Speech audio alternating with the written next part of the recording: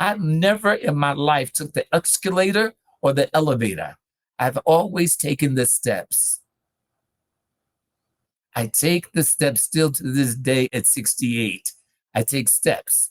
I don't ride the elevator or escalator because they get stuck and they put you off on the wrong floor. And that's what happens in the whole realm of social media. That's what happens when people want to be a star and they have not spelled the word backwards. These kids today want instant gratification. Yeah. And I say there's a distinct difference in being ambitious than being ambitious. And the latter is what a lot of them are. You want nothing for free. You want to work for it. You want nothing for free. And that's the challenges that we have in the music industry now. These young kids, ladies and gentlemen, believe that they have these great, fantastic bodies, and they can use these bodies to get to where they need to be. No, because every human being on the face of this earth has the same thing that you have. One of the things they don't have that you have is this, is a brain to think with. And then you have to put yourself around people that can elevate you. That's right. Somebody that can lift you and elevate you. You can't be, listen, I have a team of people. Why I have a direction in my mind of what I want to do. Oh no, I put it in front of everybody. Yeah, Angela may be the boss, but these are my thinking caps. They tell me what's right, and I keep a lot of young people around me. I ain't stupid. My way of doing things is one way. Their way of making me see what I need to be doing is another thing. So the collaboration of the two makes for impactful impact to where we're at. So yeah, it's like, wow. I just really wish that I can put all of these kids from Newark and from all over, from all of these minority communities, and just sit down and have a talk. Just a talk. Because a lot of times when you talk to them, they do listen. I'm not trying to get a body of 500 people. If I get 50 and I can touch them and motivate them and put them in the right space and time, I'm good. And we as elders got to start doing it. Stop becoming so judgmental about where these kids are. Spend some time with them. And I know that the mannerisms is not there the way we would want them. But once you bring them in and you start to teach them, you got to understand that the mothers is 20 and the grandmothers is 30. Or I say 25, I don't know. So who's teaching who? It's not like back in my day when my grandmother used to say, my nickname is Buki. Buki, I think you need to go out there and find me a switch. And I go, Grandma, for what? Because I want to whoop your behind. And I'm not, listen, that's where I learned, for me, my rights and my wrong. Because it was leadership there. There was guidance there. There was care and there was concern. And our young mothers got to step up to the table and begin to do those things that's going to aid and assist their children in the next level of their lives. And this is not a dating game.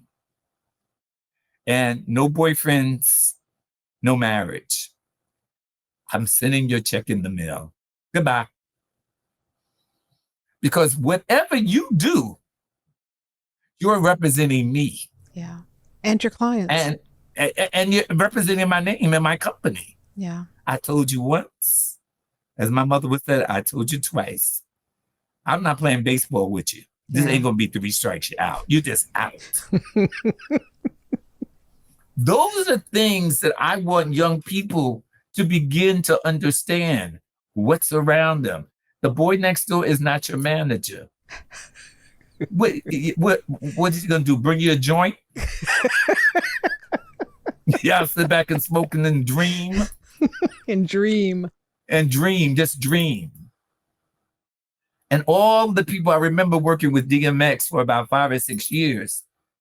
And I would say to him, why does all these people got to go with us? Angela, you this corny man. I ain't corny. I'm looking at the recoupments. He said, what do you mean? I said, all of these 29 people that you bring in, you think the record company is paying for this? He goes, yeah, man. I said, oh, no, buddy. The flights, the ground transportation, the food, everything is taken out of your money. Andrew, you messing with me. You just trying to mess with me. I said, okay. Went to the computer, pulled it up. I said, here's what you made. This is what you got. Yeah. And this is what they took out. So they're going to get their money before you get yours. So you have to be in a business frame of mind. You don't need all of these people. You don't need hair and makeup. I used to take my clients to, like with Byron Barnes and Johnny Gentry and Oscar, they had classes in how to do their own makeup, how to do their own hair. For special events, we would bring them in. But you're talking about a $2,000, $3,000 a day. And you're going on tour, they're making more money than you. Learn to be self-efficient. I would give them those grounds. And then with all this independent record companies that we have, it's still not free. Before you come out here, you need to save your money. They think if they put it up on Spotify, they put it up, you still got to promote your record. Yeah. It still has to go to digital radio. It has to go to mainstream radio. It has to go to your DJ pools. It's got to do it to your press person. Ain't nobody, look, I always tell people, do you know my aunt?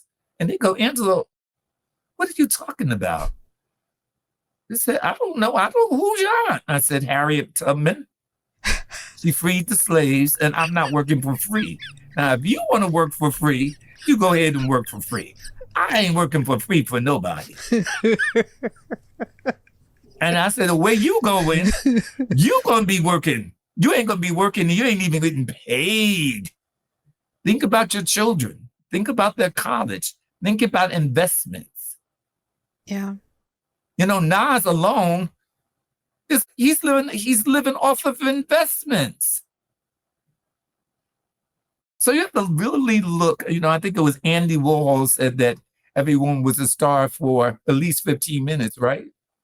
But what happens after the 15 minutes? You have to plan it out. You have to have a self-strategy. What you want to do, how you want to do it, what it's going to take. You got to save your money. You got to work. I worked many jobs and still ran double exposure. I'm doing this for 55 years. But every single thing that I would do was not always double exposure related. Because first of all, my mother at 16 wanted $600 a month for rent. She didn't care where you get it from and how you got it. Just on the first of the month, put my money on my table. And I remember I was off 2 days and being late giving her money. So I came running in the house, going into my room, right? I said, where's my bed? Where's my stereo? She had put it all in the backyard. She said, oh, no, you don't live here. You live in the backyard. I go, Mama, are you serious? As a dime and a nickel and a quarter. That's how serious I am. Wow. And guess what? I got that money together. I gave it to her $600. She said, it rained last night. You ain't bringing that wet stuff back up in my house. You better go buy you another mattress. Start all over again. These are the things that one needs to know when they're starting to say that I'm going to be an entrepreneur, I'm going to be an artist. And don't take nobody's money. Because when you take somebody's money, they're going to be on you like hot rice and peas. Understand what your agreements are. If you can't read, tell them to break it down to a 3rd grade reading level so that you would understand what you assigned away. And so many people in this day and time are not reading because they can't read. Or comprehend.